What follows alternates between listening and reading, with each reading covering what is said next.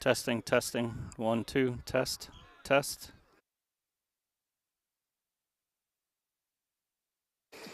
Testing, testing, testing.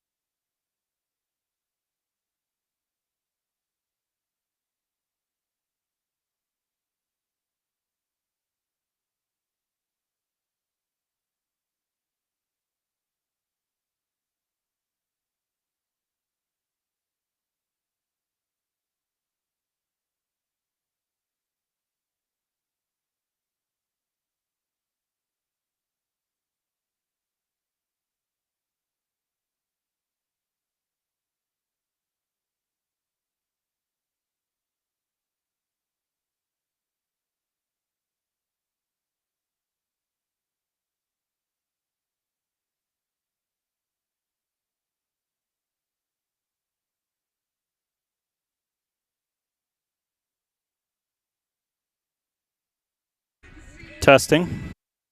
Testing. Testing.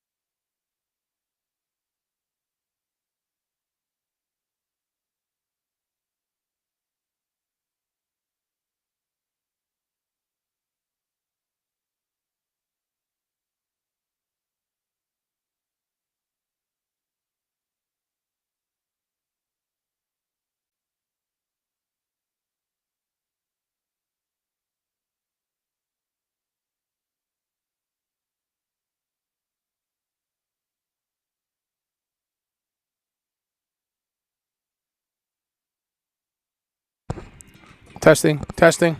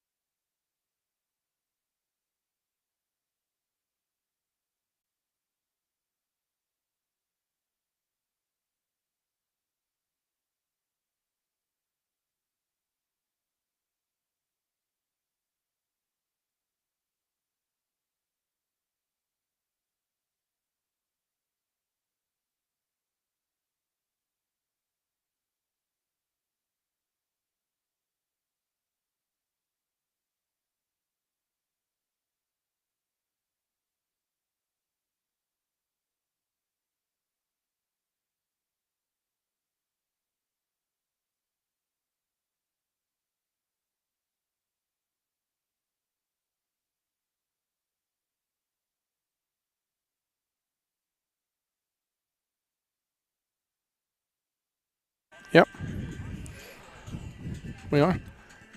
And welcome, ladies and gentlemen, to the Reef at Oceanside Collegiate Academy. I am Tony Zarzaka, as always, with the coach, Christopher Harrison. We're bringing you live lacrosse again tonight. Oceanside Collegiate Academy Land Sharks and the Mill Creek Hawks. Mill Creek coming up from Georgia in the metro Atlanta area, I believe, Coach. And my understanding is, I had a little time to talk to their coach earlier, and they're primed and ready to go. They're happy to come up here and visit us. They're always looking for great competition, and this is a team that finished 7th in the state of Georgia last year. And I believe you mentioned after finishing 7th, didn't make their playoff system in Georgia, which is pretty incredible. But I think A is a testament to competitive lacrosse growing in the Southeast region, which is great. And we're certainly happy to be hosting them here at the Reef tonight. Yes, we are. So we're looking forward to a great matchup. Land Sharks, of course, are guys coming off a very tough loss on Tuesday night. They've been in the lab for 2 days working through film and doing things. You got to pick it up.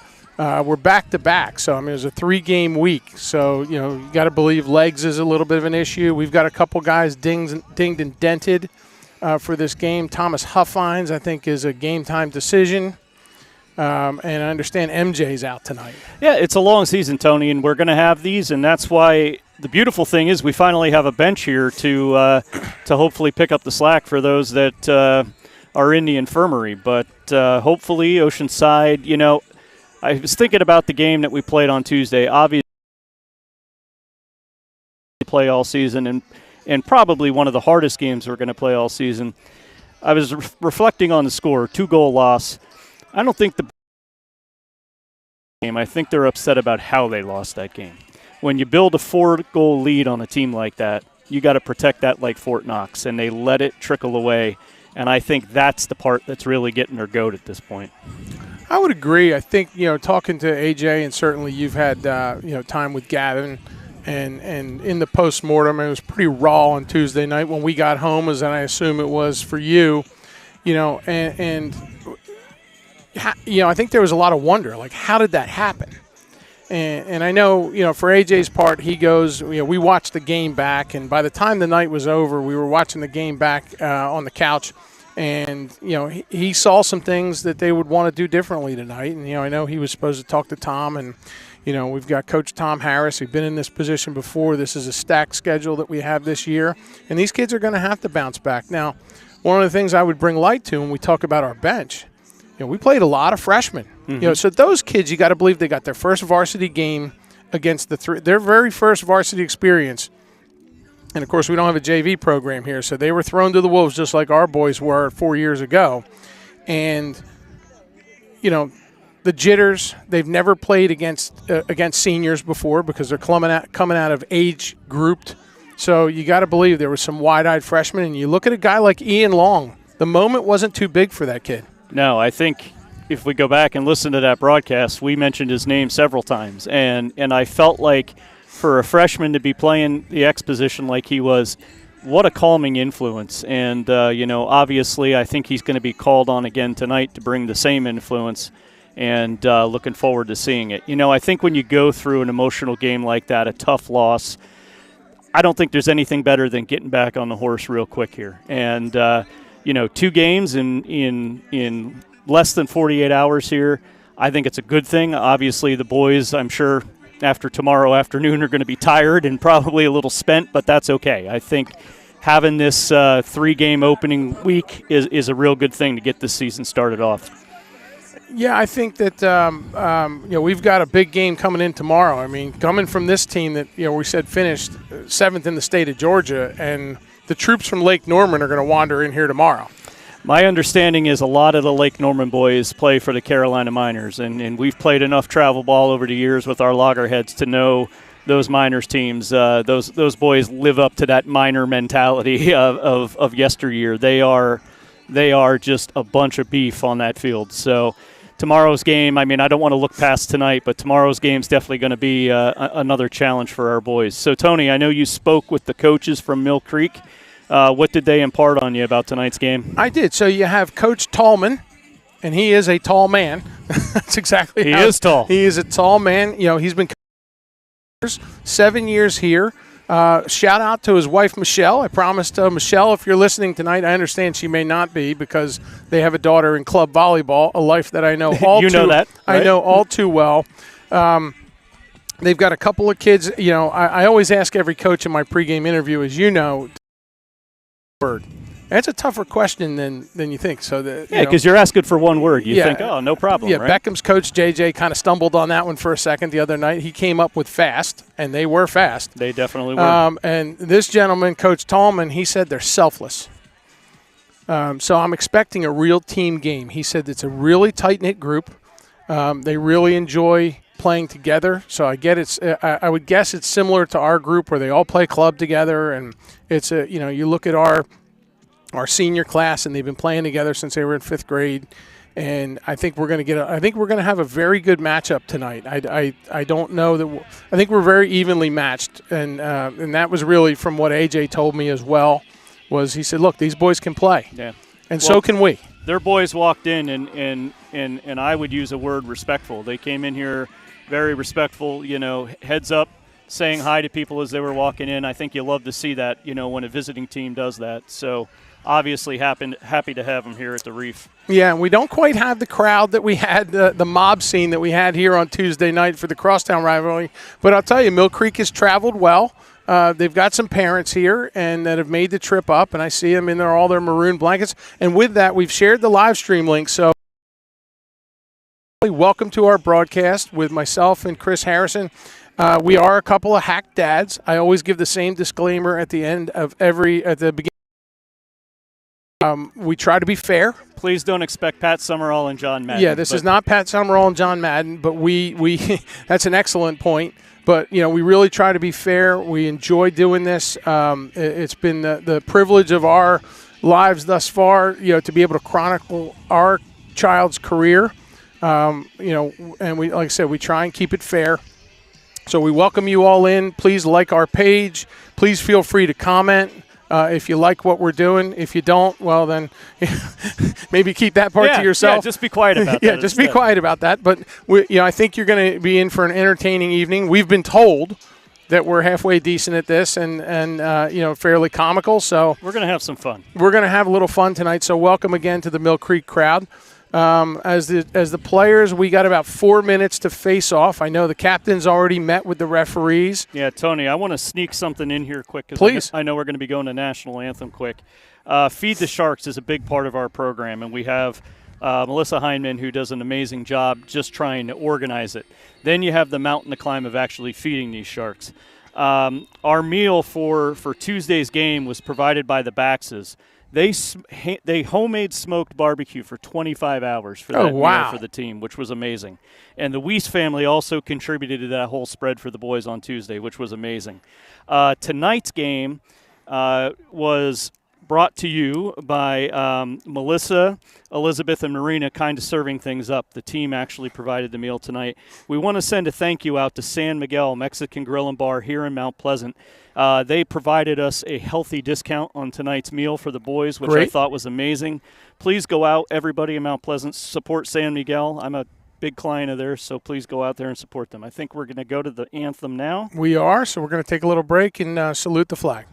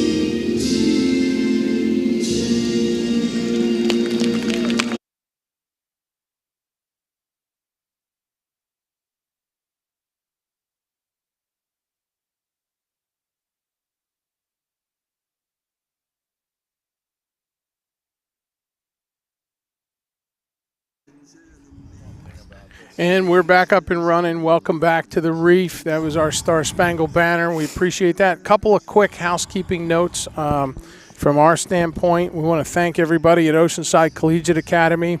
Assistant AD Brooks Burrow, who is our guy. He's been our athletic. So Brooks, thank you very much. Principal Brown, Christina Brown, who oversees all of Oceanside Collegiate Academy. Mark Meyer, our athletic director, our training staff, Savannah Metz, and the entire athletic department here at Oceanside Collegiate Academy. We appreciate you. We have Coach Tom Harris, again, one of the longest tenured coaches here at Oceanside, 8 years, state champion in 18 and 19. As the boys break their huddle, we've got Joey Boylston, on the sidelines coaching the defense. We've got Colin Reich. We've got Clark Seaton, and we've got Alex Rode, two-time national champ from Virginia. So that kind of takes care of the housekeeping. The teams are coming out. Looks like we've got the starting lineup set for the ceremonial handshakes. And it is just about go time here, Coach. Bear with me here, Tony. Yes, sir. We've done a lot of work on our technical prowess here from the last telecast. If you were with us, we had some very difficult trouble with some cords. We've got that all fixed. 1 second, folks.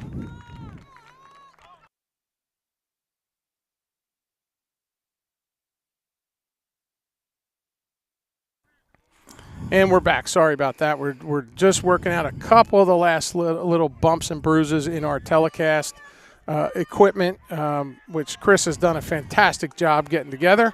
So, Tone, we have some sound effects tonight. You ready? Yeah, I'm ready. I love it. I love it. Solid face-off. I mean, massive improvement over Tuesday night, It right? really is. We're going to get better. We got 15 more games counting this one, so we're going to get in the playoffs. We're going to be real good. All right, so we have Cole the Clamp out there on the face-off dot. Now, it's a pretty even matchup with him Tuesday night. He had his hands full out on that dot. Let's see how we make out tonight. Referee's going to whistle it in. Cole Bradford takes his position. And we're underway, folks. Little trouble. Yeah, so there was an early jump there, and we're out to number 12, Silas Gillum. He brings it in. His brother Titus brings it around. Looks like Caden Costa got the start there on attack in place of MJ. He swings it around. AJ Zarzaka checks into the game, and we're getting the troops on the field. Liam Rosebach makes an appearance on offense tonight. So it looks like we've got AJ, we've got Caden, we've got Liam, Carter Gregory out in front there on attack in his office. And there's a big move. Jackson Hyman from behind the net swings it around to X. He's looking for a place to go. AJ's looking, swings it around to Titus Gillum. Titus back to X. Jackson Hyman coming from X, makes the dodge, pushes it out to AJ. He's looking, swings it, makes the skip pass too high and too much. Little different look from Tuesday's start there, Tony, with the personnel. I think maybe some of that's just from watching video and some's probably due to some injuries, but Oceanside moving the ball there well, just a little bit of an errant pass, and let's see if we can get a turnover on the ride here.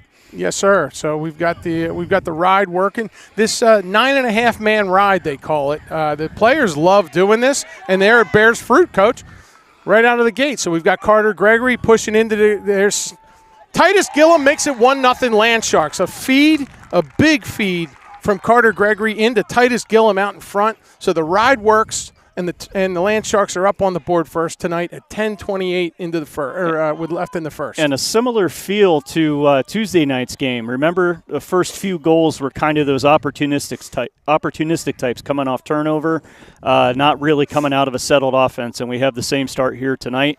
Land Sharks got to be looking to put them on the board when they can, and it's great to start out here with a 1-goal lead. Yeah, I think this team, like I said, we're curious how they were going to come out of the gate tonight, licking their wounds from Tuesday, and I think that answers our question. Cole the Clamp, Bradford's out there, and they jumped again. We're going to get the ball again, so that's 2 possessions straight. Over to Silas Gillum the senior. And we know, Tony, this is a possession game, so anytime we can come away from the face-off dot with possession's a good thing, whether it's or a nice clean clamp. Yes, sir. And we've got Finn Wagner in the game tonight, the lefty. So we didn't see a lot of Finn on Tuesday, but he's back in his traditional spot on the offense. Jackson Hyman, he's taking some wood from the pole over there. I'm still working on the roster for the Hawks here, so bear with me. I will say, Tony, the Oceanside offense looks a little more subdued tonight, but in a good way. There's a score. There's a score, so it's 2-0 Land Sharks, 9:42 left. Yeah, I think they're moving the ball well. I think they feel like they may have something to prove here. Well, that, and I'm guessing maybe a little less jitter. The first game of the season's behind them. They're not playing their crosstown rival type thing. They just look like the shoulders are a little more relaxed tonight. Yeah, and I think the feet are moving a little bit better here early on. And I think they were moving the other night, but the problem was it was a little bit like the hamster on the wheel kind of feeling. Tonight they look like they're moving with a little more purpose, which is good.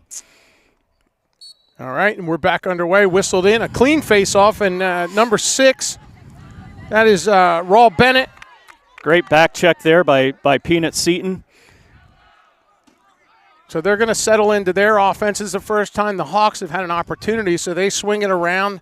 That's number 24. That's Aiden Walsh. He's taking it from Andy Jones right now, all the way back up by the half line into number 9. That's Griffin Londa. And I'm sorry if I'm butchering any names, folks. Again, we're doing the best we can. We're going to get better as the game goes on. Back behind to X, that's Nathan Cook. We have a Nathan Cook at Oceanside, or we had. We had a Nathan Cook, and interestingly enough, a little bit of an errant pass there. Right, there's an errant pass. Carter Gregory takes a little lumber there. He swings it in. A tight pass into Titus, and the ball's loose. We're going to be okay. We haven't got a touch yet.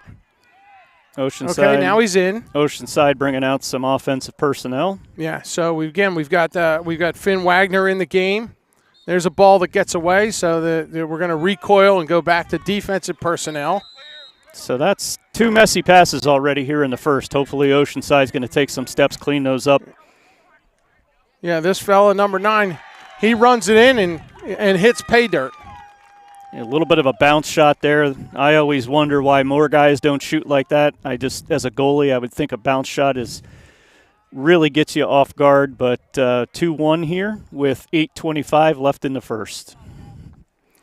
And then we mentioned there Nathan Cook. Nathan Cook, for them, their coach had let me know, he's going to Cumberland where they already have 3 other players, and his brother played at Peachtree Ridge. So the Cook family is steeped in lacrosse experience, and looks like this fellow, Nathan Cook, is going to move it along to the same school.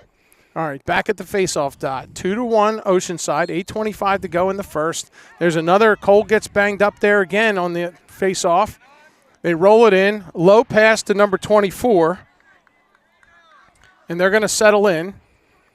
Bennett Rawl, number 6, looking really good at the face-off X there so far. All right, there's a pickup there. And Silas Gillum is running the field. I'll tell you what, this fella tracking him down is moving, number 6. He's got wheels. All right, there's what turned out to look like it was going to be a pass, and it's going to end up being caught by the goaltender. A little bit of a force there, I think, just trying to get it in the middle. But now we got a little bit of fractured play. Oceanside looking for a clear here. And that's going to end up out of bounds, so we're a little sloppy on a couple of things here. It's going to come back the other way. That's number 45, Henry Yun, is going to inbound it there. Gets around Titus. Titus is still giving him the business. He's on his hand. Caden takes a shot at him. And we have a timeout taken there by Mill Creek. All right, an early timeout at 7:27 into the game. And, the pace of play has been pretty good. Like I said, a couple little sloppy things. And Mill Creek is looks like they're starting to find their footing. Strong program. And, they're coming in. They're not intimidated to come in here. They were happy to make the trip. They're going to play Porter Gaud, I think, either maybe tomorrow. And normally when these out-of-state teams come in, they usually make a little party of it, playing a few of the local schools. Probably makes sense from the travel budget and everything else. Yeah. So, Oceanside and many of the local schools usually have to go outside of the area to entertain some additional competition. And I don't think many teams don't want to come and make a visit to Charleston. It's not a hard place to come visit. It is not. What the coach told me was they had a kind of a restructuring. Like I said, they were finished 7th in the state last year and didn't make the playoffs because of the way their region was structured. There's just so many powerhouse teams. Now they've realigned, and now their region's a little softer, and they're looking for heavy hitter teams to play. So that just like us, that brings them out of state. So number 55 there, goaltender, and our goaltender, finds his way back into the Roman Turner's going to start with the ball here at midfield. All right, and here we go. The whistle's in, over to number 3, and that's a senior, Ripken Stanton. Ripken Stanton, interestingly enough, coach, is going to Mars Hill, so he'll be playing with Thomas Huffines from our team next year, and potentially Caden Costa. So it's always good to talk about these guys going to play at the next level. It's just such an accomplishment. All right, little bobble there, and the defense is going to close in on him. Andy Jones giving him the business. Number 5 at the top. He makes the dodge, can't get anywhere. Good job by Silas Gillum playing defensive mid there. And there's Andy Jones. I mean, I'll tell you what, he's really come on. You just see how Andy gets up on those hands all the time. He's not delivering the big check. He's delivering that stiff check right on the hands, and you got to love to see that. So we got number 4 up top. They switch off. That's Reese Meredith out there on the coverage there. And then, of course, Peanut Seaton is the point man. Big Peanut Alex Seaton, our all-state defender. There's a big shot. Whistle's wide to the left. It's going to stay in this end. So we got a D up here, Coach. We're going to inbound the ball. That's number 4 coming in. He swings it out. Good move there. Goes off a body. Big rebound out to the top of the restraining box, and they're going to start over, the Hawks are. I will say, Coach, defense looks to be communicating a little bit better tonight out of the gate. Like to see it. We're seeing some good double teams when it makes sense. And they're definitely forcing Mill Creek to keep the ball around the outside right now. Yeah, so we got it out on the perimeter. Reese Meredith covered in the back. They move the dodge. The feed inside gets knocked down. Good defense, gets poked out. Silas Gillum on the run. He's going to look for midfield. He's looking for somewhere to go with it. He's got 99 draped all over him. There's a feed to his brother Titus. Titus makes the catch. He's being harassed. Runs it down behind. And you got Caden Costa at X. So Oceanside's going to run the offense onto the field. We're going to change personnel and pause here for a second. Jackson Hyman, and Jackson's got something he wants to prove here too. He didn't get he was well covered the other night and a little frustrated. So we're going to look for him to light the lamp. He came off a scrimmage and a half that weekend prior to that game, so I'm sure he wants to get back on that trajectory that he was leaving the Saturday scrimmages with. I think so. So you got A.J. Zarzaka behind the net, number 33. He's being covered by one of their best players. He makes the dodge. He's looking for somewhere to go with it. Hasn't seen what he likes. He's got it out front. Caden, no shot there. Titus thought about it, but he made a good decision there. A.J. swings around. He's looking for someplace to go. Yeah, no reason for Oceanside to be in a rush here. Wait for the open man. No. That's 26. Liam Rosebach took a little swing at it. We maintain possession. Titus Gillum. Carter Gregory's got it. He's got a little space now. Now the offense is rotating to a new play. Carter's going deep into the zone. He's being harassed. Takes a big cut at it. We got it backed up. Titus Gillum's going to inbound the ball from the baseline there. A.J. Zarzaka setting a pick there back at X and definitely took one for the team there. He, drawing a couple of penalties. Carter's looking. Wines fires high. So Jackson Hyman's going to inbound it. I like the pace of the offense here. I think they're being smart. Yes. He is just a danger everywhere. and to have him moving around, taking different angles is certainly a threat. A.J. Zarzak at the top. Back to that's Jackson Hyman. Jackson's looking around. He's making the move, and he wanted it. And number 99 just tied him up, and we maintained possession. Yeah, Roman Turner, great back check there on Jackson. Oh, outstanding. A little tic-tac-toe. Caden Costa makes the feed. He was really patient with it. And there's Liam Rosebach back on offense. He played a lot of D mid the other night. D midfield the other night. Great to see him as part of the offense here again. Obviously, these players want to fill whatever role coach asks them. And nice to see him out here on the offensive end tonight. Liam Rosebach back on offense, lights the lamp, so it's going to be 3-1 Oceanside Landsharks, 3:31 to go in the first, and the Landsharks are feeling it. Now, again, we talk about Cole Bradford, and we watched this young man on Saturday tune up 2 Division I commits at the scrimmage from Huff in North Carolina, and he's got his hands full. The freshman, he's playing against some big boys that've been doing this a long time. So let's keep in mind that he's young. Such a challenging position. You hear them called Fogos, face off, get off. Well, it's just not that easy.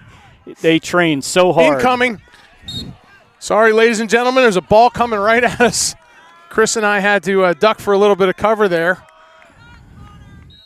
All right, we're going to inbound the ball, so it's a turnover on them. So Oceanside's got the ball.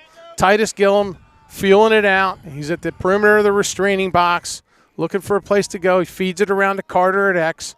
Carter Gregory behind the net, feeds it out to Jackson Hyman. Jackson's going to want it. Sooner or later, we're gonna call his number. He's going to ring the bell, Coach. Got Finn Wagner back out there again. Looks like him and Liam Rosebach are rotating a little bit. Good to see Finn. Jackson takes one, gets the slide, and the pass got away. Costa was up at the top of that whole thing, just praying for the ball, but didn't see him. Yeah, AJ got himself a hernia trying to keep that ball in, but just it was a little too fast for him. So here comes the ride. Here comes the pressure. They're moving the ball up the field. And that's like blood in the water for that shark. Good job. All right. Number 4's got it at the top of the box. Over to number 9. Griffin Lauda. They're getting the offense set up. Over to number 5. That's Brennan King. They get back on side. They get the offense on the field that they want. And they're going to make the move for it. 1:59 here, Tony, left in the first. Swinging it around, 24. They're going to run it around the perimeter, over to 9. Top of the box to number 2. A little bit of pressure off the iron. G using all his tricks in goal. G Money using that post. You use whatever's available. Use whatever's available. I like it. He's going to take. He squeezed it down. There wasn't a lot of places to put the ball. There's a big drive, and that's going to be top left. That's going to be 3-2. Mill Creek gets back on the board. 1:29 to play. On a cool, crisp night, not a breath of wind. It was breezy when we got here. Luckily, the winds calmed down. Yeah, the winds calmed down. You may need a parka, as they say out here. Oh, my goodness gracious. There's nothing we can't wear shorts for. We had a spectacular sunset again. Another one. Just fantastic. We should just come out here and film sunsets and broadcast them. We very well could. All right, Cole the Clamp Bradford. He's on the face-off dot. Got Owen Kimker here on the wing and right in front of us, another freshman taking a role on this team. All right, looks like Cole jumped. Hawks are going to get possession. Number 12 is going to run it in. Oceanside drops the defense back. Andy Jones coming hard. He's doing a good job pushing them back. I like to see the Oceanside defense aggressive here, Tony. I feel like sometimes, and granted, we're just parents, but watching, but sometimes I feel like we get stuck just playing inside. Nice to see these guys out making the Mill Creek Hawks work for it. I think that the defense has a little something to prove from the other night too, Chris. All right, swings it behind. Hot pass coming in. Reese Meredith all over it. Big size mismatch there. Reese is towering over it, and it looks like it's going to be Oceanside ball. Yeah, Reese forced a turnover there. That's going to be Andy Jones is going to bring it up to run the clear. Swings it over to G-Money. Gavin Harrison, he's out to top of the restraining box.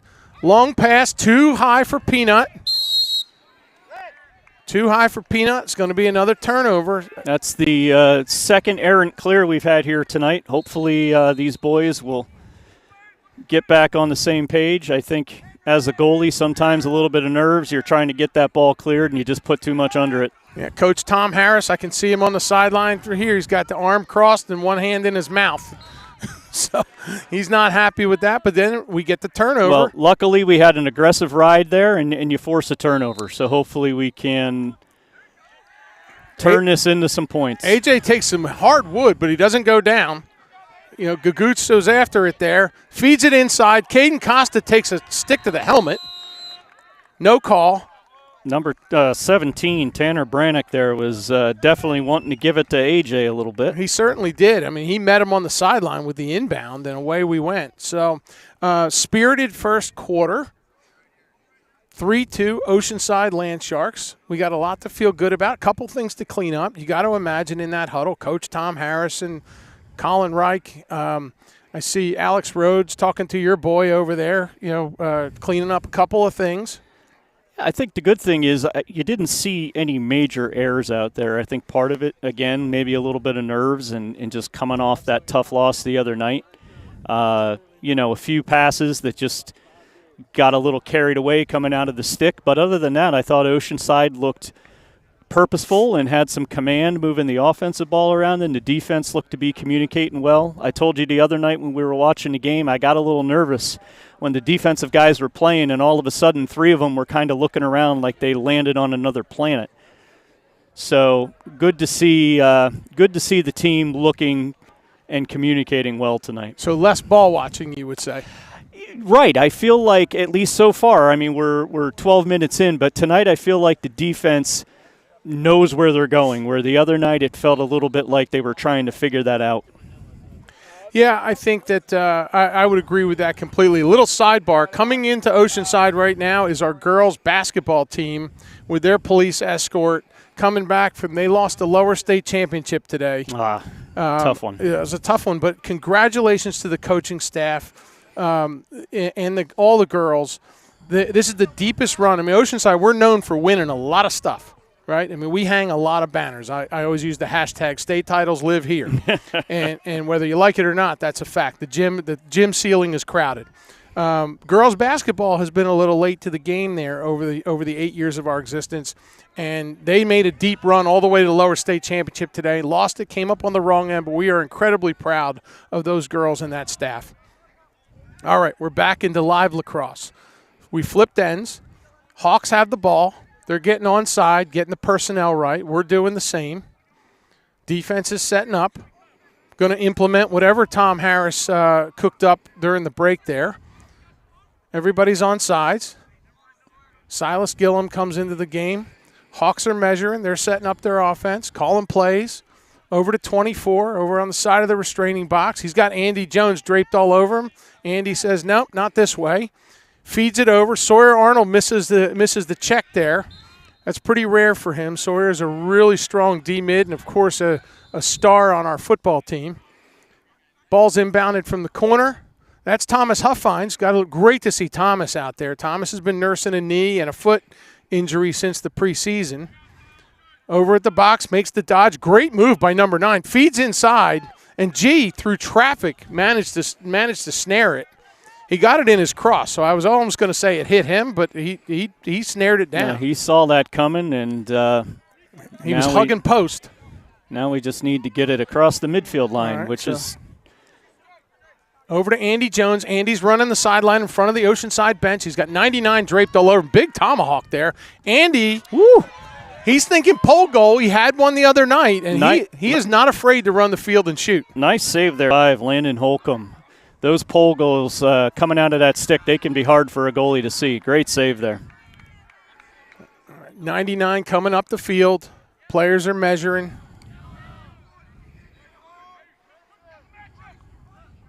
Number 4 back at X. He's got a long putt. No, he's got a short stick on him. Silas Gillum's on him. Good pivot. Feet in front. And Peanut Seaton has it. And Peanut is off to the races. He looks like he was shot out of a cannon. He is off to the races. And Peanut's thinking pole goal. He's not going to stop. Oh, and he just a little stick check there. Great little stick check. All right, and here we go in transition, coming back the other way. Now they're going to get us with a couple of people. A.J. Zarzaka dropping into his former – tough transition for the Land Sharks. Very difficult. When you get that you'll comment on this better than me, Coach, but when you get that defender running the field, if you don't get home, then what? It is challenging because the defender gets committed down to the far end, and obviously they're not going to get back in transition, so you really need somebody to drop back into that position. And when you have the craziness of the transition, people get lost in that mix, and somebody was right on the doorstep of Gavin there and made a nice little low shot around Gavin. All right, we're whistled in. Cole the Clamp comes up with a clean, feeds it over to Carter Gregory. Looking at Caden Costa behind the net. We got a 3-3 knotted game at 9:28 and ticking down in the second quarter. Ball's on the ground. There's a fight for it, and it comes up Hawks. So the Hawks have settled in here, and they're putting it together. They're going to run the clear out to number 15 up here, and LSM looks like. He's trotting up the field, uncontested. Now Jackson Hyman's going to turn around. All right. We've got Thomas Huffines out there, so great. Like I said, Thomas, the best pickpocket in the business. I know his wheel's a little hurt, but, what he does with his stick will make up for that wheel. Yeah, the flat tire is certainly overcompensated by his hand-eye coordination, that's for sure. All right, so number 3's got it top of the restraining box, feeds it in. Hawks are moving around. Big drive coming. Big bounce from a long pole. He was taking his cue from Andy Jones, but he bounced it too far out. But they had the shot backed up, so they're going to inbound it from the baseline. Reese Meredith on the coverage behind there at X. Now, Reese, again, you got a huge size mismatch. Reese it's 6'2", 6'3 plus. Freakish athlete. Reese can lose a step or two, but it's amazing. He makes it up like that because of his size and his ability with that 6-foot pole in his hand to take away space. He covers a lot of ground in one step. Now we got the double team. Seaton, Peanut just ate number 24 there. And Mill Creek, really nice job recognizing that double team and moving the ball around. But Oceanside recovered and forced an off-target shot, and they'll be bringing it in from X. Coming in from X. They're going to press now. They think they've seen something that they like, and there they go. They drive it. It's on the outside of the net. Little mom goal there. Yeah, little mom goal there. So we're going to go, G's going to bring it up. Thomas Huffines running his first clear of the year.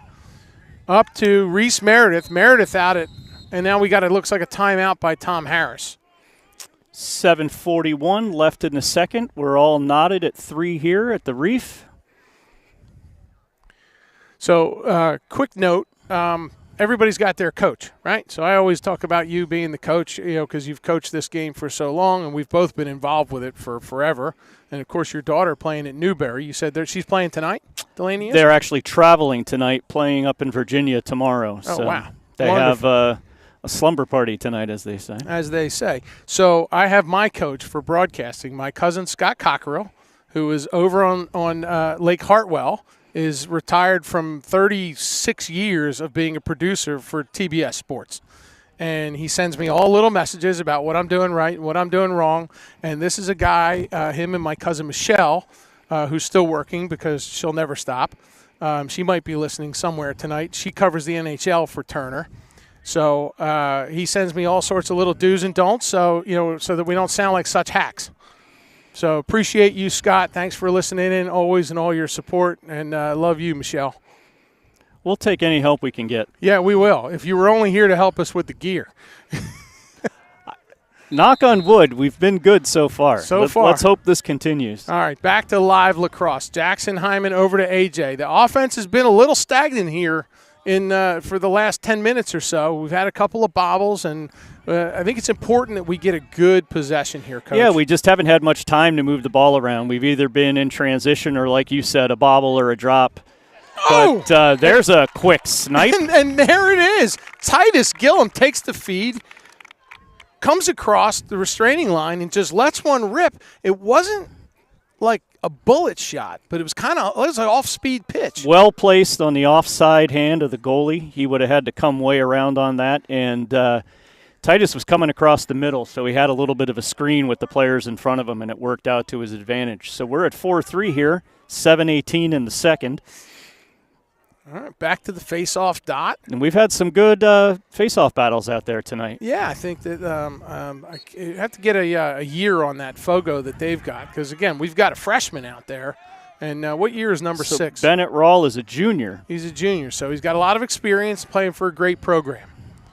All right, Andy Jones doing what he does. Andy comes up with it, and he's tripped. We do have a call.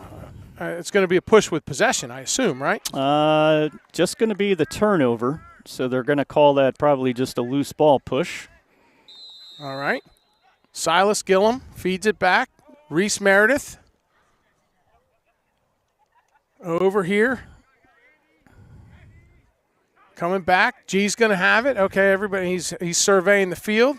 He's at the top of the restraining box. Launches one downfield, and like hitting a wide receiver, he hits Andy Jones, which would be his big tight end. Andy took one on the chin for getting that ball, too. Did. Good for him. Caden Costa's harassed behind the net, but we still come up with it. Over to Carter Gregory. Titus Gillum feeds it. Jackson Hyman's up here at the top of the restraining box. A.J. trots onto the field, and here comes the offense. We got the right personnel out there now, and I think we're going to go back to what we said before. Let's see if we can get some possession time here and move the ball around. Over to Liam Rosebach. Liam's sister played last night. We were out at the girls' game, and Liam's sister and the Ladyland Sharks remain undefeated as they destroyed Dutch Fork. Titus Gillum looking for that shot again. Carter had a little trouble corralling that one. He's looking for the windup, puts a dirt ball down there. Goalie stopped it with his foot, wasn't sure where it was. Peanut's looking for that. Oh, he gets past Peanut. You don't see that often. Here's number 4, one-on-one with G, and G makes the save. G does not make the save. He does not make the save. I thought I saw it bounce out of there. Yeah, darn it. What an amazing catch and advancement of that ball by number 1, Reno Vunder. You said it before. I did say it, and the coach, their coach. Vorderlander. Coach Tallman coached me, Vorderlanderweer. There we go. I can only say it with the accent. Well, we'll call him Reno. Well, that is one of their big guns. Is an all-state player. It's going to Wingate next year. Okay. I think we have somebody going to Wingate. Coretta's going to Wingate. We call it Wingate. Wingate. All right, so, anyway, Connor Coretta of Wando is going there, and one of our loggerheads and Sweet Lax Carolina brethren. Pretty sure that's where he's going. All right, on to the face-off dot. We're knotted at 4, 5:40 to play in the half. Ball's all over the place, and it looks like it's going to be red ball. So the Hawks come up with it after the whistle. Over to 99, top of the restraining box. Big windup coming. I'll tell you, these long poles tonight, they're not afraid to swing it. I've never seen so many long pole shots in one game. Yeah.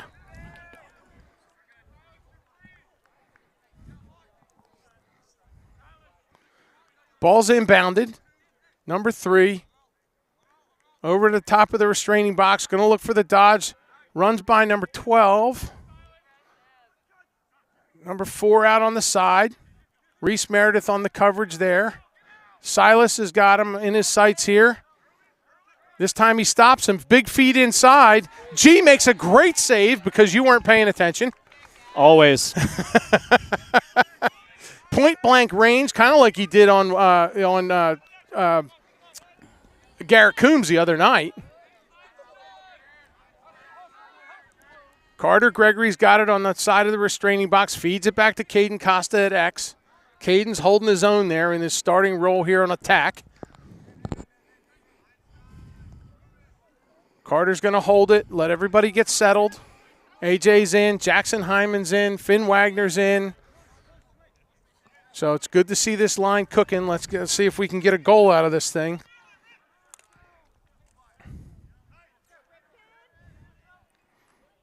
Boys are still working on the camera equipment here. Carter Gregory's got it. The coach is working on the equipment, means we're about to score. Jackson Hyman with a big rip. I think that was in. My goodness. What a huge rip. We've got an issue on the linkage on our camera, ladies and gentlemen. Yeah, we've got something loose in there, so the camera is trailing the handlebars. I'm sure my cousin Scott knows what that's like. Anyway, AJ's down at the baseline. He's playing a little defense back there, which he's done most of his career up until the last 3 years. He covers it. There's a feed inside. Big rebound. That was forcing him to come across the goal, and he makes a good little body save on the ball.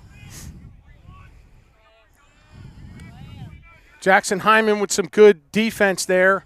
Pushes it back to X. Andy Jones, long pole behind coverage. Reese Meredith out on here. Offense gets past it. G makes a kick save. Somebody sitting on the crease. Another great save for Gavin Harrison.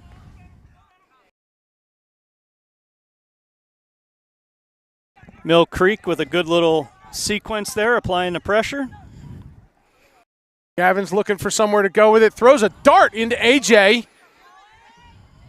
He threw it low and outside, but AJ corralled it. Off to the side. We're knotted at 4 here. 2:43 and counting down. Over to Carter. High pass, but he corrals that. Looking for his help. There's Liam Rosebach. Liam's surveying. Jackson Hyman checks into the game. Jackson's going to look for a shot sooner or later. He had one big rip, came close, bounced it off the crossbar when you were working on the linkage there, Chris. Again, when I turn my head. All right, we got a timeout here. So we're going to be good for a minute. 2:17, timeout, knotted at 4, and Chris is going to go to work on the camera. This is like a NASCAR pit crew. If I could have a camera on Chris right now, ladies and gentlemen, we would. You'd say it's almost like he's working on the tie rods on the front of a race car here. Quick correction, tighten a few things up.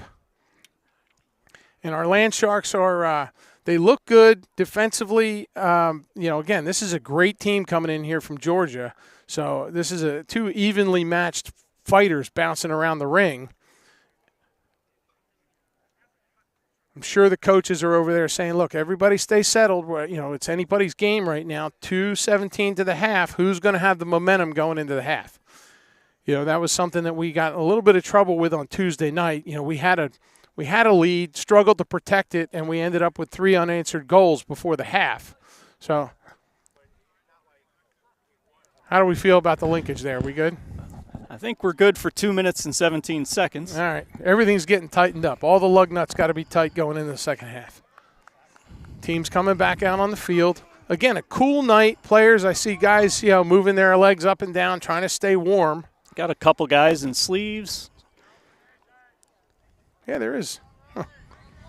All right. Jackson Hyman's going to inbound the ball, top of the restraining box. Ball's whistled in.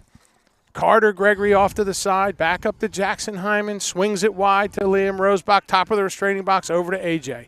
Back to Liam, back to Jackson Hyman. A little bit of a hot pass there. We got to be careful. These passes got to be crisp. They're going to run the play. Jackson and Liam kind of trade places. AJ falls down into the hole. He's directing traffic. Over to Finn, or Liam Rosebach. It's a year later, but I still get those two mixed up. Jackson Hyman looking in to make the dodge. Can't get by his guy. Swings it over to Titus Gillum. Titus is going to bring it. He's going to look for Carter Gregory over on the side. Up to Liam. Back over to Jackson Hyman. Swinging it around. 1:23 to go. Probably waiting to clock it down. There's no shot clock in high school lacrosse, ladies and gentlemen, so they could do this for a while, and they're going to pick their shot. They're just going to keep moving it around. Okay, here comes a dodge. Jackson makes it, gets the slide, double team. Carter Gregory, a big save. What a save by number 55. Big save. They ran the play flawlessly, and the goaltender, 55, was up to the task. I don't know how Carter got his hands free coming across the middle. He looked like he had someone on him like a cheap suit, and he managed to get those hands free and got a pretty solid shot off. Yeah. Yeah. Number 55, Landon Holcomb, made a great save there. Yeah, Titus Gillum, he maintains possession. He was rolling around on the ground. Now the ball's on the ground, and we've got a whistle. We had a point one way. Okay, here we go. We're going to stay Oceanside. It's going to be Oceanside ball. AJ just took a fist to the helmet, so we're going to get the flag, which means we're going to start the second half man up, I think. Well, Tide got their sponsorship in before halftime. Yes, they did. Laundry brought to you by Tide. 20 seconds to go. No, Caden Costa couldn't handle it behind, and the play dies. All right. Well, that was a pretty spirited half of lacrosse. I feel good about it. We're 4-4. It's anybody's game. It's a pretty clean game, just the one penalty, a little pushing and shoving.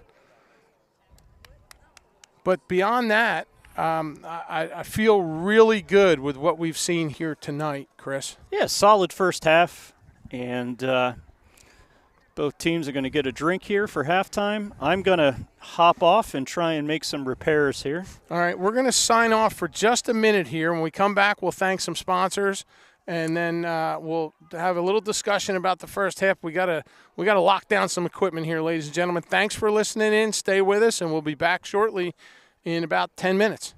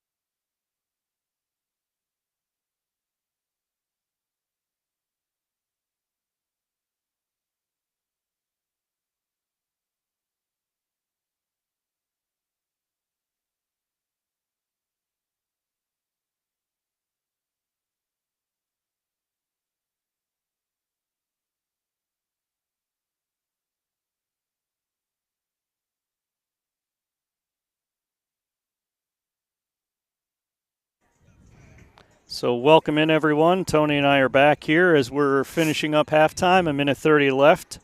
Just want to give a shout-out to our sponsor, Plumbing, Bowline Wealth Management, the Charleston Design Center, Axis Endurance Coaching, Thomas Supply Company, McDonald's, Charleston Elite Lacrosse Club, SGKA Investments, Longshore Boats, Coastal Millwork and Supply, Mazzo Deli, Jersey Mike's Subs, Saltwater Rides, Fast Trans Intermodal, the Lolax Lacrosse Club, Beacon Community Bank, Acme, and Pliables. We also have our Lacrosse Booster Club, the Crable family, the Funk family, the Gregory family, the Harrison family, Mark and Melissa Heineman, the Hollingsworth family, the Johnston family, the Long family, and James and Kristen Rosebach. If I could get that out of my mouth. Shouldn't be that difficult. Again, our season would not be possible without all of our incredible sponsors. We thank them so much. And we are 30 seconds from getting back into this 4-4 knotted lacrosse game. Well, it's good to be back. The boys loosening up there. I'm trying to think about what kind of, we've known Tom Harris for so long, trying to get in his head and see what kind of adjustments we make at the half. And, I'm curious to see what they come out with. I thought the personnel groups were pretty good. I mean, the ball movement was good. I think we're given matter. And that's the part that I think gets a little frustrating. When we're getting in tight, we're making these great crisp passes. It's the passes along the outside that seem to be getting a little high or just a bit off target. But here we are, starting with the possession. And we're off, third quarter. AJ over to Jackson Hyman. Jackson took a look. We're back to live action. Out back up top to AJ, over to Jackson Hyman. Back to Carter. Jackson at the top, took a look, didn't like. Carter looking, swings it back. AJ's ripped around. AJ drills one! Beautiful shot, and right as Mill Creek was coming back to full strength, so Oceanside taking advantage of their man-up advantage, and we're at 5-4, Tony. 5-4, AJ Zarzaka from the side of the net, I don't know, about 15 meters out, and drills it. Meters, you love the metric system. Well, AJ always talks about the restraining line in meters, so he's got me kind of programmed on that. Yeah, the ladies talk in meters too, so. Our face-off battle continues here. Cole the Clamp hoping to lock one down. AJ on the wing, Peanut over here in front of us. That's a little new. We haven't seen that combination. Somebody jumped. Looks like it was Cole. He might have had the yips from the other night a little bit. Number 6 driving in, big drive, and he puts it by Gavin. So, like boxers, they just keep trading punches here, smacking each other in the nose. And that's the tough part here, Tone. We build a lead, and it seems like we're giving it up really, really quick. Oceanside needs to try to get a lead here and stand on it and build on it. Keeping that lead for 10, 15 seconds isn't going to cut it tonight. No, and that's Bennett Rawl, number 6, and he just came at it, and that was the end of that. All right, Cole the Clamp gets another swing at it. Exact same lineup. No point. It was only a few seconds. No point in changing up. Cole's up in the air. Peanut grabs it out of midair, and Peanut's trucking down the field. He gets the restraining box, looking for a place, and he drills it! It is an absolute shooting range out here, ladies and gentlemen, and the celebration's on. So trading, bing, bang, boom, 3 goals inside of a minute, Coach. Yeah, we haven't hit 11 yet, have we? So no. Exciting start to the third here. Oceanside back to that one goal lead. The Oceanside faithful have come out. I'm looking behind me at the crowd. The fence crowd is building. There's Jamie Hollingsworth all the way in the back in his secluded position that he enjoys, Brody's dad. Ball's up, whistles, and looks like it's going to be Oceanside ball. AJ's going to bring it in, top of the restraining box. Gets the touch, feeds it over to Titus Gillum, the big lefty, Titus the trigger. Over to Kamikaze Costa. Yeah, and Kamikaze was feeling it, feeds it back out to Carter in the corner. Good look there, good dump out for relief because Caden had some people draped all over. Wrong with slowing down and regrouping, and good decision there. Oceanside can get their offense fully on the field and run a play. Jackson Hyman's going to bring it in from the corner on the baseline, covered by a long pole, number 1. That's Reno Vander Slevenden. Sorry about that, folks. We'll stick with Reno. He's going to be Reno for the rest of the night. I think we've given up on that one. I thought Zarzaka was threw people for a loop.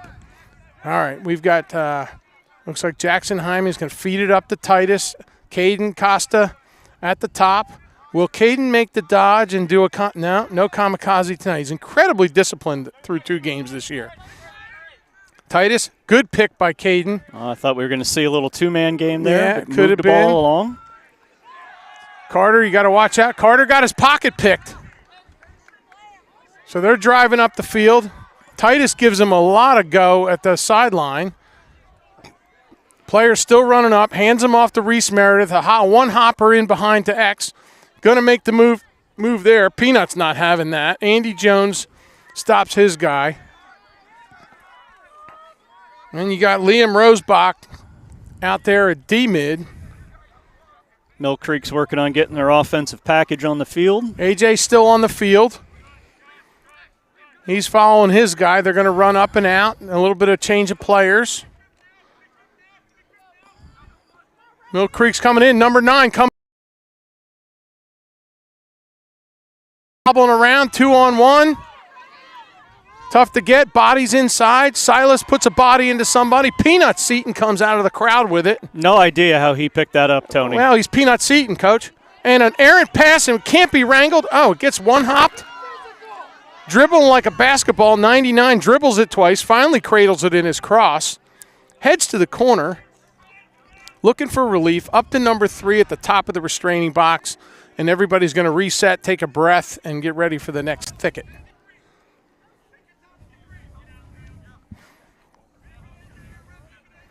I feel like we're just struggling to find our rhythm on these clears. We're either really rushing or we're taking too long and flirting with the failure to advance. We just got to find that Goldilocks happy medium. Yeah. Between that and the transition game we got to work on. The transition game, in a game like this where it's end-to-end. All right, number 9 at the top of the restraining box. Silas Gillum giving him the stick. He gets past Silas, makes the dodge. In front. That's just an excellent pass and shot there by the Mill Creek Hawks. Yeah, I mean, poor Silas, it broke down on him a little bit. It broke down on Silas just a little bit. He lost a step, and he got turned, and then the feed inside, and then the goal. So we are knotted at 6, 7:49 to go in the third quarter in this back and forth game. The coach stepped out for another second. We're still dealing with the camera rig. Seems to be okay. Now we're moving it around. Sorry for the shake. All right. Cole the Clamp gets a handle on it. Now the ball's loose. No one still has possession. There's possession by the Hawks. Peanut Seaton giving him a tough way to go. Feed inside to number 6. He's got to step on everybody. 2-man game. Can't handle at 25. Picked up by number 2. Number 2, that's Sam Ozzie, I guess. AJ comes off. Defensive personnel coming on. Sawyer Arnold, big. Sawyer Arnold comes in on the short stick mid, play defense. 7:09 and clicking down. Mill Creek has found their footing. I know what they're trying to do, and we're doing a pretty good job, but, it's just a step here and a step there. They just can't, the Sharks just can't seem to stop the feed inside. They're going to work on it a little bit. Andy Jones, good job there. He's got to dump it off. Number 2 dumps it off to number 3. And we've got 34. We've got Owen Kimker. I wanted to put Kilmer. I want him to be Batman. The 24 at the side of the restraining box up to number 5. Over to number 2. Another bobble on the pass, number 3, but that cost him a step. Dumps it off. Andy Jones, solid defense. Nice job by Andy maintaining his feet there. I'll tell you what, when you look at Andy and Reese and our polls, Andy and Reese and Peanut, I mean, it is just a powerhouse back there. Oh, and there's a turnaround. What a shot. What a shot. Number 99. 99 is Roman Turner, a sophomore, with a turnaround, and Mill Creek has their first lead of the game.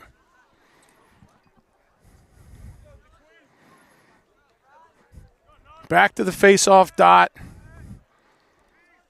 We have got to get an offensive. The Land Sharks need an offensive possession in the worst way here.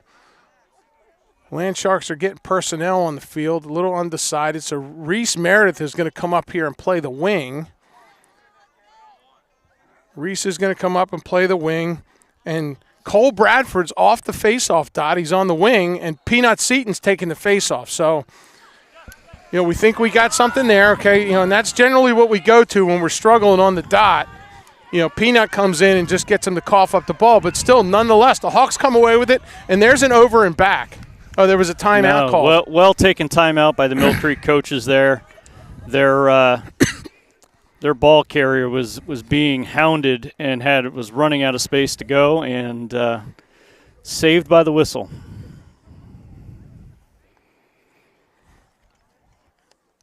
So we've got the timeout here. Coaches are going to try and figure out how to stop this onslaught here. And, what I hope is that he knows what he's doing. He's been our leader for a long time. We've got a lot of coaching talent over there, and the players they'll respond. The shaking around you see out there in TV land. The rotation of this rig becomes a little bit cumbersome from time to time. We needed to get that squared away because we had some connection issues, and we bought new cables. And I promise, folks, we'll get it corrected here as the season rolls on. Coming back from the timeout, the players 5:47 is the time in the third quarter. Mill Creek 7-6, 1-goal game over the Land Sharks right this minute. Mill Creek's enjoying their first lead of the game. Now, the way this has been back and forth, leads are an endangered species here. Hopefully the Land Sharks can get us a solid offensive, but get a stop here and then get a solid offensive possession. But nonetheless, the Hawks are in the offensive zone and working what they're doing. They're quick. They're not that big, but they are fast. And I think the coach's assessment, Coach Tallman, the assessment that they're selfless. I mean, they have no problem giving up the ball. So Sawyer Arnold in a huge size mismatch with number 2. Sawyer's got great feet underneath him. Got to watch that stick. It gets up into the chin. We're going to end up man down. Thus far, we've played a pretty clean game. They've been creating a lot of opportunity in tight on us, Tony, and we typically don't see that against this Land Sharks defense. No, I think, and that comes down, I think, Coach, to the short stick mids. The poles seem to be in pretty good shape, but our short sticks are having a little bit of trouble in tight, not getting turned. We've got caught on a couple double teams, too, where obviously they've worked to our advantage a few times, but they've also cost us. Great check by Peanut Seaton there, opening the can. Yeah, Peanut does what he does, and it's Oceanside ball. He undresses number 4, yard sails him, sticks on the ground, and we're going to clear it. So we got the stop that we were looking for, up to Reese Meredith up top. Reese needs a place to go with it. He feeds it over to Carter Gregory, and here we go. Let's get set up. Carter's got a pole on him. Feeds it into Caden behind. Kamikaze thought about it, but then he backed out. Titus Gillum, the lefty. Titus the trigger. Feeds it up to Jackson. Jackson, you got to hang on to that. Jackson puts the ball on the ground. Scoops, maintains possession, and we'll reset. Good on Jackson to clean up the mess there, get the ball moving back around, and he's back up top here leading the offense. Liam Rosebach out there rattling through the middle.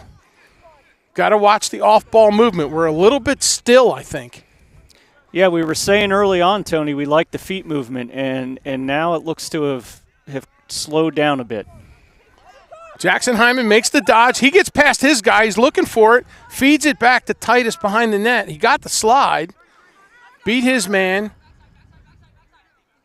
Liam Rosebach looking for it. Feeds it behind, back to Titus. Titus at X. Out to Carter. AJ lurking on the side of the restraining box, looking for the pass. Here it comes. All right, little high pass. He corrals it. He's going to make the dodge. Gets by his guy, draws the slide, feeds it behind the net. Up top, Jackson Hyman looking for it. He gets past his guy. He takes a stick to the chin, no call, and there's a turnover. I like Oceanside using the speed from the top there, Tony, to try to get the defense moving and open someone up. It looks like it's there. I think we just have to go back and trust ourselves. All right, that's going to be a turnover, a caused turnover, forced turnover. Oceanside's going to have the ball, and we're going to get ready to roll again. I think, look, Jackson is an incredibly talented player. He's worked so hard in the offseason. He's come back retooled, and he's been so good here in the preseason. I think he got frustrated in that game Tuesday night and, remained scoreless, here through almost 3/4 of this game. So I think he might be gripping the stick a little harder or really trying to get that open shot. Carter with a turnaround right into the cross of the goaltender. Titus with a good check on 45. Ball's on the ground. Ball's still on the ground.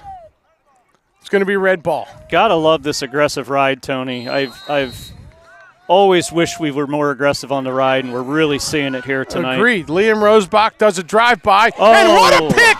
Looky what I found. What a pick by Liam Rosebach, and he's off to the races. He takes a tomahawk to the head, no call. Pushes it upfield, and it looks like we've got long pole. Caden can't handle the pass. He's going to beat himself up over that. It's all right, Caden. There's going to be another one. I love the pressure. You got to love when these guys get their sticks in the air. It's a little bit like hockey, Tony, when coaches say they want their players to have their sticks on the ice to break up passes. Same thing here. Get those sticks up, break up the passes. Great job on Liam on that interception there. Peanut gets run by. You don't see that too often. Scooped up by Silas Gillum. Silas is looking for a way to go. An errant pass there, but it looks like we're going to scoop it.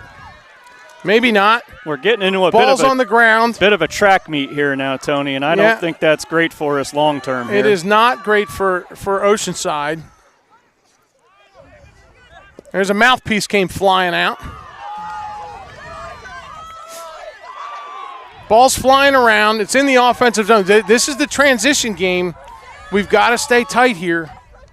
It's kind of like, basketball. If you get a fast break one way or the other, you're out of position. You got a problem. All right, Hawks get back on side, looking for the personnel that they need to have. And it looks like they're content to slow things down too, which I think is in our favor as well, allow us to get our breath here. Yeah, it may be. And that play came from a kind of a fast break, and Peanut very rarely does anyone run by him. Sawyer Arnold on the coverage, number 2 on number 2, big mismatch size-wise. Ball's on the ground, ball's up. Feed in front, and 99 is there. And it's in the twine. Okay, it's that in-tight game, Coach. Yeah, I said that before, Tony, that a lot of these goals are coming in tight, and there's another one. We had a breakdown behind the goal at X. Man got a few steps. We had a slide coming. That slide left someone open right in front, and we have the score. So Mill Creek up here on Oceanside, 8-6, 20 seconds left. Got to look for Oceanside to get a possession here, push it downfield, and get a goal before the end of the third. Yeah, 20 seconds left. I mean, it's a tight window to hit, and really what we got to look for. I think we've got effort. I think we need a little more emotion, and potentially some accountability here. I mean, it's when you watch these leads evaporate, we've got to regroup quickly. Reese Meredith, we come away with the face-off, put the ball on the ground. Push it. Cole comes up with it. Carter's under fire. 8 Carter's seconds. got the wheels turning. He's going to look for a shot here. Ball's up in the air, and that's a turnover. Now what? Carter did manage to draw a penalty. We're going to have almost 3 seconds to figure out what to do with it here. Yeah, it's going to be – that's a tight tight window to hit. It's their ball. No, our ball. Oh, it's our ball. Okay, number 17. I think you're gonna basically have a pass and a shot here, Tone. So it's in the alley. You got to think it's coming up top to AJ or Titus here. AJ would be a skip pass. I don't know that we have time for that, and they're going to let it run out. All right, so that is it. 8-6, Mill Creek over Oceanside in a fiery third quarter, back and forth, and then Mill Creek, the Hawks get the 2 goals back to back there, and they figured something out in front of the net there, up against the short sticks with the poles on the perimeters, and the short sticks inside are struggling a little bit, whether it's speed or whatever the case may be, but they've really. I have nothing but faith that the defensive coaching staff over there will get this.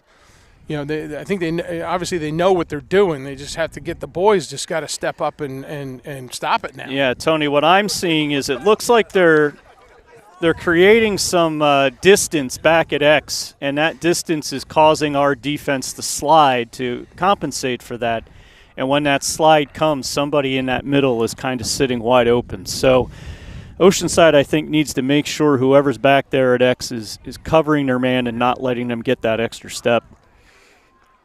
Yeah, I think let's see what they come out with here. So we're going to face it off, right? They don't start with possession. No, they will start with possession on the penalty. Well, did we have a penalty? I mean, we killed the clock at the end. Yeah, but because it is a penalty and we held possession at the end, we should start with the ball here in our offensive zone.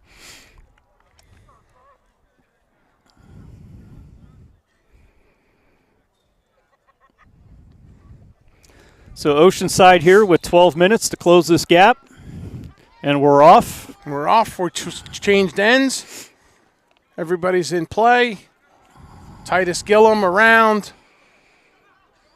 Finn Wagner, AJ, over to Jackson Hyman, back to Jackson Hyman. He's going to take the rip up over the goalpost. Going to bring it in. AJ's cutting down the middle, looking for the ball. Finn Wagner, Titus Gillum puts it right in the cross ball. Big rebound. Titus is going to get his own rebound. All right, boys, let's get to the cage here. Again, 2 saves back-to-back, same shot. Ball's on the ground, ball's picked up. 17's got it, flips it out to the center of the field. Defense is dropping. Thomas Huffine's on the field. Looking for the shot, and that's going to be the 3rd consecutive unanswered goal. 6-9, 9-6. Mill Creek, 11:04 to go in the 4th. We've got to stop the slide here. And I don't mean the slide defensively. I mean, we've got to stop the landslide. The unanswered slide. Yeah, this is feeling eerily like the other night where the unanswered goals just added up to be too much. And we don't want to find ourselves with 2-3 minutes left in this game trying to overcome a 3-goal deficit. So Oceanside needs to start pouring it on now. The urgency needs to step up. Looks like Coach is making a change here again, going with a more defensive posture at the face-off X, and we'll see if this works to our advantage. Yeah, and we've got over here on the wing, Big Sawyer Arnold and Peanut. That's a lot of beef on the front line here. Let's see if Peanut can tie it up and one of these guys can get on it. And I guess something happened, and nobody jumped. We never even got set. We had a procedural violation there. Procedure, something. I don't know. And, Tony, something to keep in mind, that last goal went in short-handed. So that's a real stab in the back when that happens. Certainly is. All right. Silas Gillum, see the boys. Let's regroup, boys. Silas Gillum follows 99 around. 99's a powerhouse, boy. He really he's a menace near the cage. Silas does a good job, turns him away. Reese Meredith out up top. Now the short stick. We've got Carson Arnold. Be careful. Carson Arnold, that's his brother. Sawyer Arnold. Cross check, young man. with that cross check. Sawyer is a big boy, and when he's defending against a little guy, it's easy for that cross check to get in the chin area. I was just going to say, he probably doesn't feel like it, but when you're standing back here looking at it, and when you're at the referee's point of view, that could be a penalty. Come on, Andy, get it together. There you go. Andy's got it. He's coming in, looking for where to go. He's got Carter on the wide side over here, closest to the camera. He's looking for a feed. Carter's got the wheels turning. Feels like a must-score possession here, Tony. I think, if anything, just to get the confidence going in the right direction, see what Oceanside can do to move this ball around and get a score.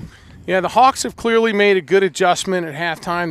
They think they've got something. They clearly have something working on the inside there, down low. Whereas before it was a big perimeter game. All the shots were coming from out wide. Titus tries to drive in, turns around, back to X. He's got the wheels turning. He's doing a lot of running. Back to Carter behind the net. Carter swings out. He's looking for a feed, can't find it. Back to Titus behind the net.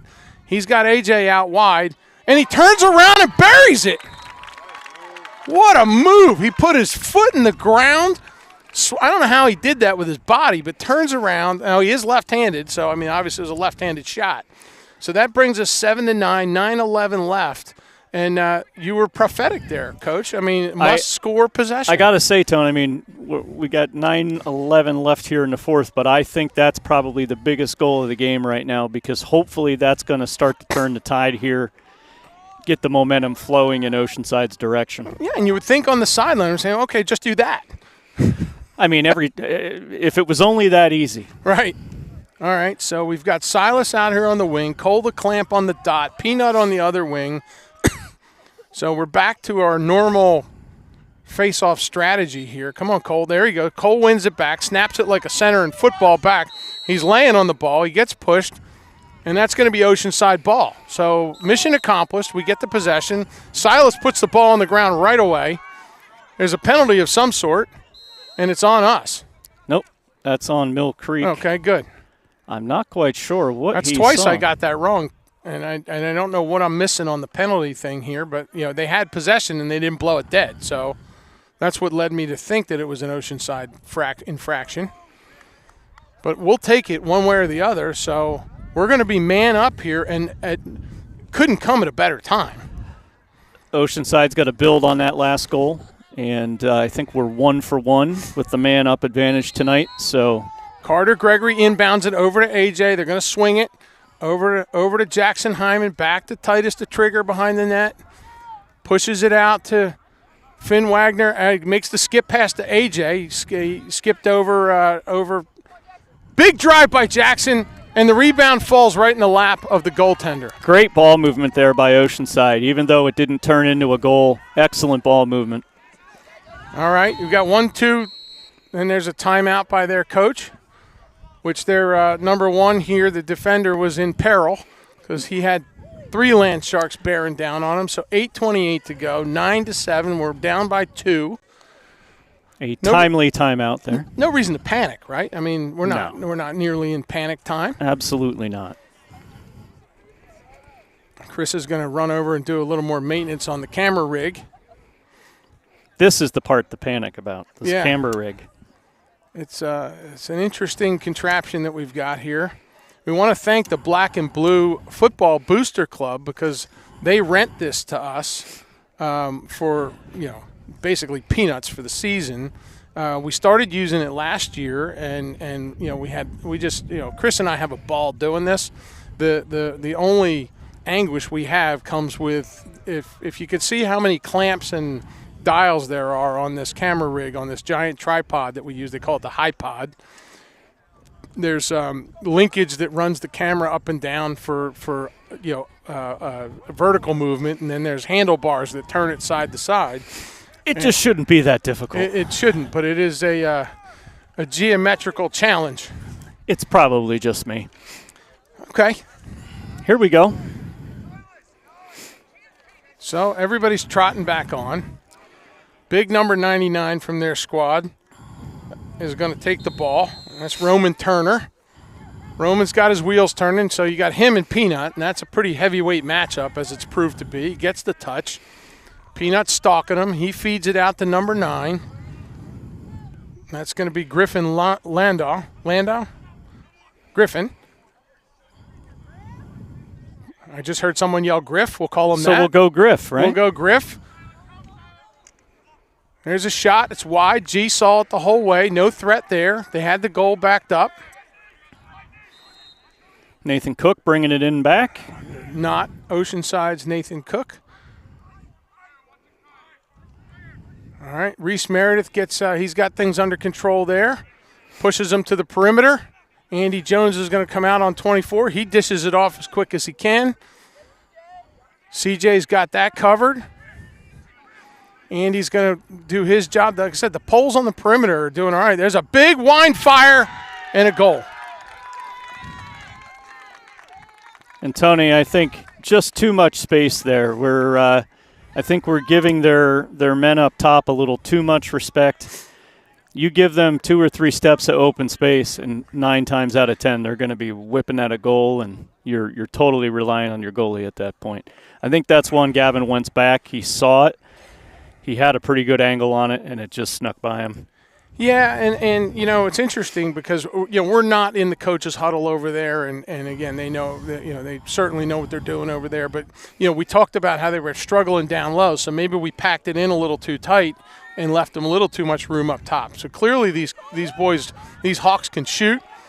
All right, we're back out. There's going to be a penalty because Cole the Clamp got he got murdered on the outside there.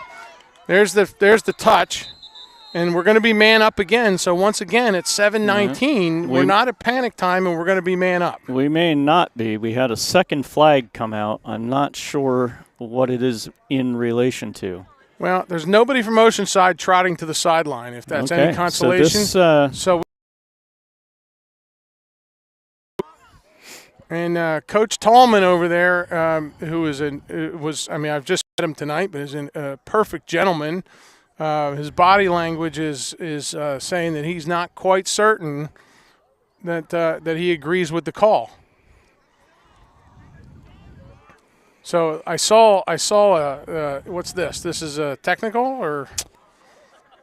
So we got 2 kneeling. The concern would be if we see them kind of close their hands like they're praying. That means you're locked in on the penalty. Yeah, so something that looks more like a safety call in football. football. Exactly. That's the way to put it. Yep. And I didn't see that, but I'm not going to say that they didn't do it. I didn't see that either, so it would appear that if we there didn't seem to be anything too egregious out there. So all right, well, down 3 goals, we're going to take this penalty and hope we can cash in here. We've got to get a good shot. Yeah, this is a must cash in here, being 2 men up. Well, that worked last time you said it. Right. Okay. I'll just keep saying it. Feeds it to AJ up top. AJ's looking, didn't like it. Jackson Hyman over to Carter. Carter back to Jackson. Jackson to AJ. Back to Jackson, back to Carter. Carter's got it inside. Costa's got it. Carter's got I thought he was going to shoot that. Over to Jackson. AJ. And here comes one man back in. AJ with the drive. Big rebound. And the goalie's going to gobble that up. Let's not get a goalie interference here. He's out of the crease. Number 55, Holcomb, seeing the ball well tonight. He is. All right, ball's on the ground. In and out of the cross of the defender there, and we've got it. Carter's got open field in front. What? Going to have a loose ball push there, Tony. So it's going to be Hawks ball. And it's whistled in. 6:24 to go, down by 3. Now we're approaching that magic time where things are tightening up. All right, 4's got it. They're going to be in no particular hurry up 3 goals here. We're going to have to press a little bit. Jackson Hyman's back there playing defense. Coach Harris content to have some of his bigger guns on the field here. And Mill Creek is giving us that body language where it looks like they were going to be content not to do anything, and then we get this There's drive. A big rip off a body. Back up top. That's trouble. All right. We got out of that one, got away with one there. Thomas. Another big rip wide. G saw it. Was coming down low. He's letting the defense know that he wasn't thrilled with that. Yeah, I see some feet a little too still out there, Tony. Yeah, we're doing a little bit of watching. 5:28 ticking down. If you want it, boys, you're going to have to go get it. Gavin calling the signals, calling the defense. Gets by Hindman. Andy Jones back there. And they're going to pass it around the perimeter. 5:09. We're going to be under 5 minutes here in just a few seconds. Oceanside's going to be forced to have to get more aggressive here and try to force a turnover.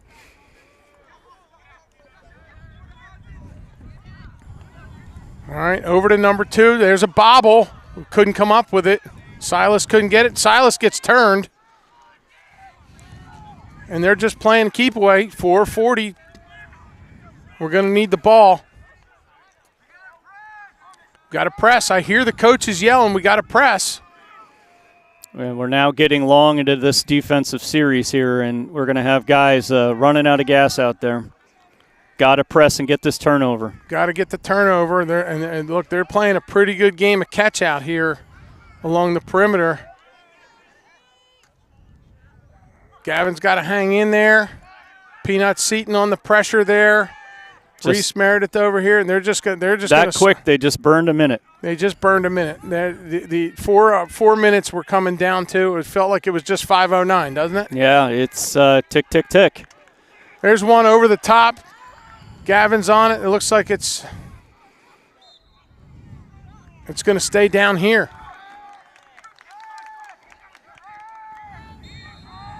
It's whistled in. Down 3 goals, 10-7. Mill Creek Hawks. Jackson Hyman playing defense. There's a little dribbler across the goal mouth. Thomas Huffines gets it, and we immediately turn it back over. Gavin finally jumps on it, and we've got the possession. A little bit of a PD slide to make that cover in front of the goal. All right, we're going to need to get this clear done and get downfield and get something done here fairly quickly. That's not a great pass by Thomas. It's unusual, and we turn the ball over. And the body language says Silas Gillum is gasping for air. We've got to get some legs out there. Yeah, a few times tonight, Tony, I feel like we've been our own worst enemy on some of these passes, and it's been a struggle. 3 minutes now, Coach. Yeah, when you work as hard as they did to get that turnover, and we can't connect on a clear pass, that it puts you right back against the wall like we find ourselves now.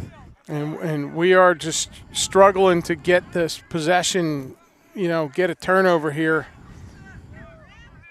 We tend to be a very well-conditioned team, but, this is a long shift. Number 9 gets past Silas, runs by him. There's a pick. Nice job. There's a pick and a timeout, I assume. No? They're giving it back to the Hawks. I did not see that infraction. I didn't see it. Nice job by Finn Wagner there, getting his stick in the way. Yeah, I mean, Finn's had a pretty good effort here tonight. There's a ball up top. There's a bobble. Thomas Huffines chases him down. And this all started at 5:09, Tony. We just hit 2:09. All right, there's the best pickpocket in the business, doing what the best pickpocket does. We need a clean clear here. Gavin's on the move, fires it out. Finn Wagner's up top. Finn's under duress. He's getting okay, and a good timeout by Tom. Great timeout. A good timeout by Tom. Had to be spent after all that time in the zone. One last quick maintenance of the camera rig. Yeah, I don't know what. If somebody sees a tripod floating in the Wando tonight, you'll know where it came from. Well, we have a security deposit on that. We have to. That will be frowned upon by Black and Blue. So we gotta work with that. So the Land Sharks find themselves down 3 goals with just under 2 minutes to go, ladies and gentlemen. It's been a spirited matchup. I think everybody's playing hard here. We've had a couple of breakdowns. defensively, a little bit of offensive where we're just not connecting on the ball. We've had flashes of a very efficient offense, and then it's kind of petered out here as the Hawks have adjusted. So we've got the number one line out here. Well, I think the only focus now is the next goal. You're not looking at the fact that you're down by 3. You just got to get the next one. Tightest goal, that's right. We just got to get one here and see where we can get to it. So we've got Carter Gregory coming in. Carter's making, he gets a decent pick, sees it, and then he's got a goal. There we go. And that's Liam Rosebach, number 26. Liam did a nice job just kind of drifting in there toward the crease, and Carter, with his head up coming across the field, made a wonderful pass through some guys there. And 138. We find ourselves, I'm sorry, Chris, to cut you off there. No, we you're find good. ourselves in a 2-goal game with 138 to go. This feels shockingly. We can't say they don't make it interesting. Well, no, they certainly do. We got to get a possession here. This is going to tick away. I mean, you got to believe with their ability to hold the ball, we've got to come up with it here. Somebody kicked it, so we've got the possession regardless of how we got it. We're good with that. Peanut Seaton's got it. He's cruising up the sideline. He gets it over to Titus to trigger. He puts it on the ground. Out to Liam. Pick the ball up, man. Ball's still loose. Ball's loose. And Hawks have it. Ball's loose. Carter's got it. There's a stick head floating around.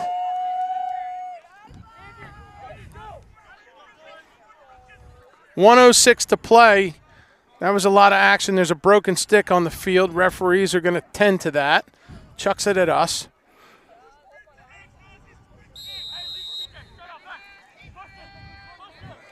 It's not Andy Jones. And we're under a minute.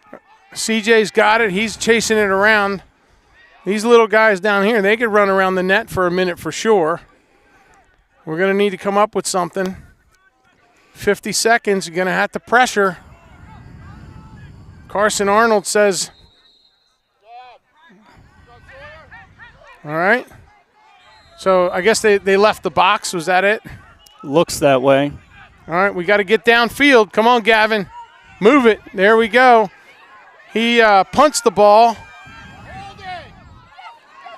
Oh! Titus the trigger. It just got interesting. It just got really interesting. So it's 10 game. Our camera rig has fallen again. We got to hang on to it for 30 more seconds. All right, we got to get a possession and a bang-bang goal here, and we'll be looking at overtime. Come on, Cole. Cole the clamp, freshman, on the dot. He's got it. He's got it. He's got it. There's a little stutter. Got to have possession. It's got to be blue. And it's a fight, 19-18. We've lost possession. They're cruising down. This Pole thinks he's going to put it in the net. Ball's bouncing around. 8 seconds. Sawyer gives somebody a little chin. And we've got a stoppage. They're out of the box in and again. out of the box. We've got 2 seconds to get a shot off. We do have a flag across the field.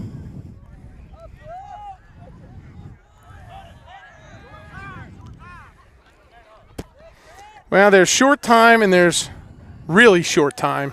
Extremely short time. Yeah, and this is the shortest as short as it gets from midfield, and it's going to be Hawks ball.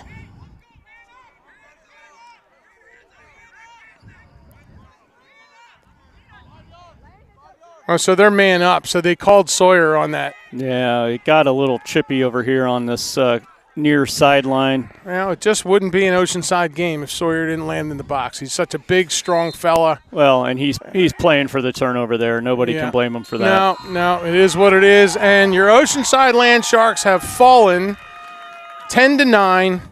It's the second game in a row we've put up 9 goals and didn't get to pay dirt, Coach. A tough effort. I think, the third quarter, again, has been a struggle. It's interesting. We come out of halftime, and you think that's the point of the game where you're going to go in, you're going to make some adjustments, and it's going to come out in the field and translate. And you point out the fact that it seems to be that quarter where we struggle the most. Yeah. Not quite sure why. I mean, it's 2 games. That doesn't make the storybook for a season.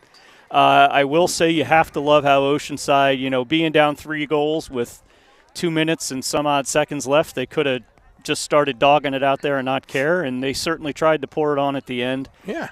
Making that a 1-goal game is a hell of an accomplishment for them, and I'm sure there's some things in this game they want back. I think there's some just perimeter passing issues that we want to clean up. Defense, I think, had their challenges tonight. It was a series of adjustments. It looked like we were getting beat outside, then we started getting beat in the middle, and then it went back outside again. But all in all, you have to love the fact that we're playing some good, challenging competition here at the Reef, and not much time to rest on our laurels here, Tony. We got to be back out here tomorrow early afternoon for another steep challenge against a Great Lake Norman squad. Yeah, and we'll do a little homework tonight, but just the words Lake Norman means it's good lacrosse. And like you said, there's a lot of Carolina Miners on that team. They're players that we know. Congratulations to Mill Creek coming on the road and getting the win here. I'm still dwelling on the third quarter thing. We had a little bit of that last year. I think that's something really I don't even know that it's something that the coaches need to deal with. I think that's more of a captains and players accountability. Guys, we won the first quarter decisively. The second quarter was a little bit of a push. The third quarter we lost, and we won the fourth quarter. Yeah, I'm not sure. I think when you think back to our boys, junior high school, that kind of thing, maybe you could say the coaches need to be pushing them there. But this definitely, I agree with you, sounds like a place where the captains need to kind of step in with the team and say, look, boys, we've got to be playing full 4 quarters of lacrosse out here. We sleep for 1 bit, and we find ourselves in a hole that we can't dig out of. Yeah, and it's one of those things that, we're good, but maybe we're not as good as we think we are. And I'm hoping that Tom Harris, Coach Harris, and the rest of the staff will kind of put that in the players' hands and say, guys, we can't give the ball away. Okay, that's not coaching. You can't give the ball away. You've got to, you can't turn it over. We got to take care of the rock. We got to value the possessions. And when we come out after halftime, especially when we're leading, two games in a row, we've been leading coming out of the half.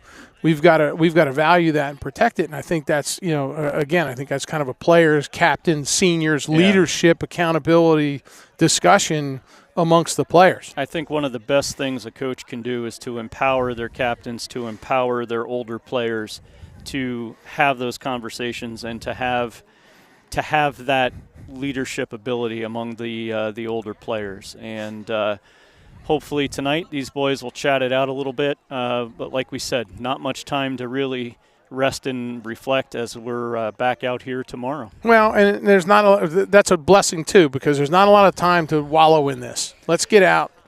We know what we need to do, and let's get after it. I agree. So with that, let's wrap it up here from the Reef at Oceanside Collegiate Academy, and thank you to Principal Christina Brown and AD Mark Meyer and Assistant AD Brooks Barano, who's been out here with us. All of the parents that support us, Angie Gregory, Marina Harrison, Melissa Heineman, everybody that makes this possible for feeding our sharks. Everybody, all our sponsors will do a better job getting the reads in. The problem is in our breaks we fix the camera. That's been our issue. So we do apologize to our sponsors. We do apologize for that. Thank you to Josiah Bryant for recording our highlights and our media.